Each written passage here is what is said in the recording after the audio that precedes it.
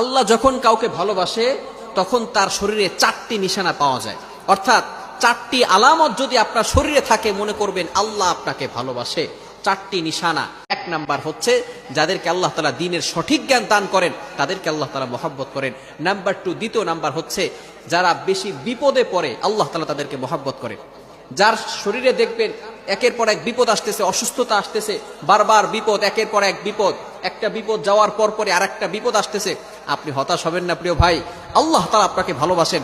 এই কোটি কোটি মানুষের ভিতরে আল্লাহ তাআলা আপনার প্রতি ফোকাস করেছেন, আল্লাহ তাআলা আপনাকে ভালোবেসেছেন বিধায় আল্লাহ পাক রব্বুল আলামিন আপনাকে বিপদ দিয়েছেন। মনে রাখবেন নবীদেরকে আল্লাহ তাআলা বিপদ দিয়েছেন।